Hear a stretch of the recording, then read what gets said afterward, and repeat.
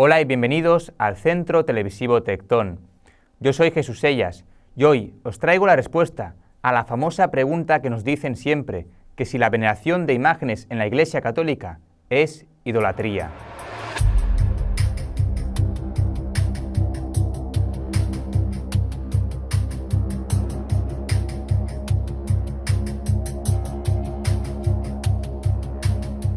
Los católicos no adoramos imágenes. Creemos en la veneración de imágenes, que es algo completamente distinto. El capítulo 20 del libro del Éxodo nos muestra la proclamación del Decálogo, la alianza entre Dios y su pueblo. En ella encontramos un mandamiento al cual le dan mucha importancia a nuestros hermanos no católicos, los que solemos llamar protestantes o hermanos separados. Ellos, al hacer la enumeración de los mandamientos, distribuyen el texto de modo distinto a nosotros. Para ellos hay un mandamiento específico, que es el que empieza con estas palabras: no te fabricarás ídolos, ni imagen alguna de lo que hay arriba, en el cielo o abajo en la tierra, o en el agua y debajo de la tierra. Normalmente, en discusión sobre este tema, nos califican a los católicos de ser idólatras, tomando como base que allí dice que no nos hagamos imágenes para el culto y que cuando nosotros hacemos imágenes somos desobedientes a Dios y por tanto no somos el pueblo escogido por Él. Quisiera que ellos tuvieran razón. Quisiera que el problema de la idolatría fuera tan simple como evitar el yeso, el plástico, la madera o el mármol. Si el problema de las imágenes fuese una cosa tan sencilla, qué fácil sería la religión. Pero el tema es mucho más complejo y lo es en dos sentidos. Primero, el mismo Dios que dijo esto, luego mandó que se hicieran unas cuantas imágenes. Al mismo Moisés le dijo en el libro de los Números que hiciera una serpiente de bronce. También le da instrucciones precisas para construir imágenes de querubines, seres celestiales, para colocarlos en el arca de la alianza. Quien ordenó esto fue el mismo Dios que inicialmente había dicho: no te fabriques ídolos ni imagen alguna. Entonces, ¿qué hacemos con esa aparente contradicción? Segundo, el verdadero problema de las imágenes no es el yeso, ni la madera, ni el mármol, ni la piedra.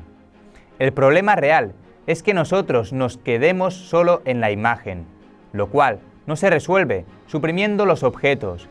Esto no suprime el problema que tiene el corazón humano de quedarse con ídolos. Este tema es el de la idolatría. Es mucho más amplio, más profundo, más complejo, porque vivimos teniendo ídolos. De modo que un no católico que tal vez reniega de todo tipo de imágenes, no por eso queda libre de todo tipo de ídolos. La idolatría no es equivalente a construir imágenes. Entonces, ¿cómo debemos entender este texto? Debemos entenderlo como una primera elaboración pedagógica que quiere conducir al pueblo a la conciencia de que Dios siempre es más. A través de la legislación, Dios quiere conducir de la mano al pueblo para que aprenda lo que significa vivir en la verdad y en la alianza con Dios.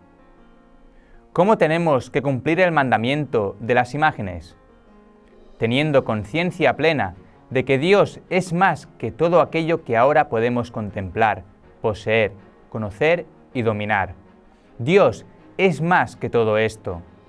Al contemplar nuestras instituciones, construcciones académicas, preferencias litúrgicas, estilos de evangelización, títulos adquiridos, seguridades temporales, personajes admirados, etc., es decir, ante cualquier realidad creada, debemos repetirnos una y otra vez: Dios es más, Dios es totalmente otro, Dios es el que está siempre más allá, Dios es el completamente trascendente. Ese es el sentido más profundo de este mandamiento: comprender y enraizarnos en esa absoluta trascendencia de Dios, por sobre todo lo que hoy vemos y conocemos, en la manera de preservar nuestra fe en que solo Dios es Dios.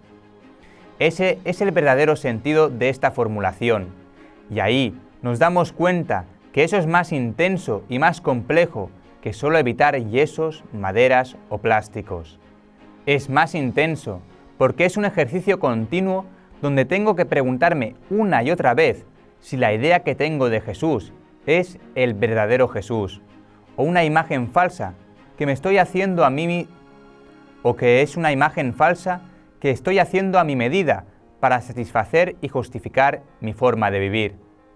Es por ello que tengo que volver continuamente a la palabra para que cuestione, agriete, derribe la imagen que tengo y me enseñe al verdadero Cristo, que es siempre más. Porque Jesús, Dios con nosotros, supera todo lo que pueda pensar. Si quiero quedarme con un Jesús filósofo o pensador, voy a los Evangelios y encuentro una serie de textos y digo, no, me quedé corto, Cristo es más. Tengo la idea que Cristo es un revolucionario social. Sí lo es en un sentido, pero voy a la Biblia, a los Evangelios y digo, no, Jesús es más que eso. Miro a Jesús, aquel que tiene poder para curar las enfermedades. Veo en él al gran taumaturgo, el gran obrador de milagros. Pero voy ahí y digo, no, espérate, es que en la pasión no hizo ningún milagro. Jesús es también más que eso. Este mandamiento nos pone en un itinerario sin fin, nos pone en una purificación continua, porque lo que entiendo a servir a Cristo y de quién es Cristo y cómo quiere Dios que viva, continuamente lo tengo que estar revisando y permitir que Dios derribe mis esquemas.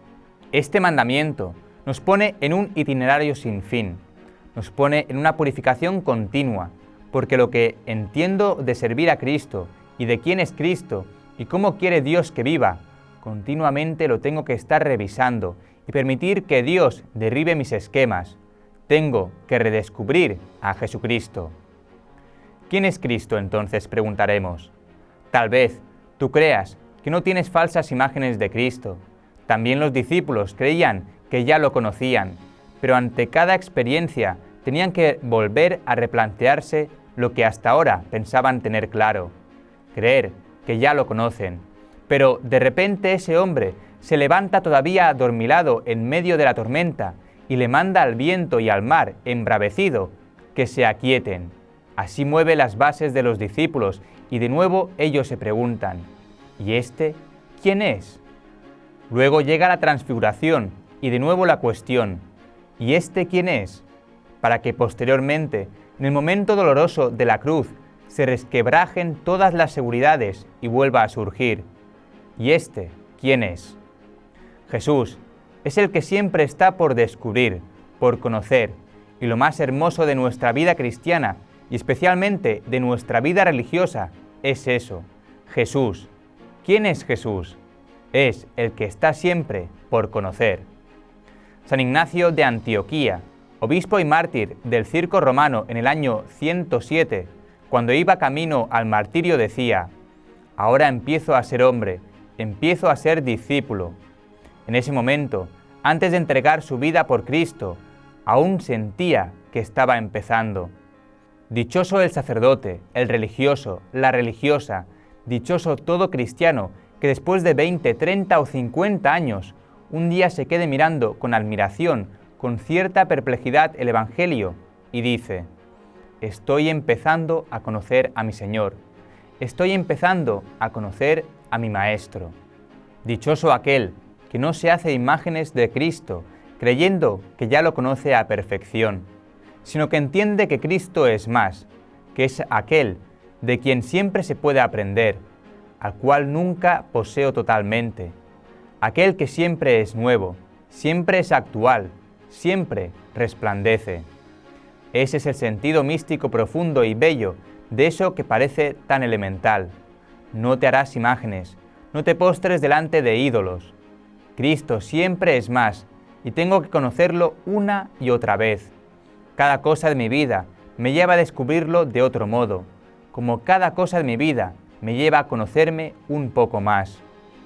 A veces, en nuestra vida, suceden pecados escandalosos y vergonzosos que hacen que uno diga, ¿cómo fui capaz de hacer eso? Ya aprendiste otra cosa de ti. Aprendiste que era posible que pasara, pero al mismo tiempo mi pecado sirve de ocasión para redescubrir el perdón, el poder transformador de Dios, percibiendo de un modo nuevo quién es Dios. Cada pecado perdonado, cada alabanza bien hecha, cada acción de gracias de corazón, me lleva a descubrir quién es Dios. Ser creyente es estar descubriendo una y otra vez quién es aquel que ha transformado mi vida.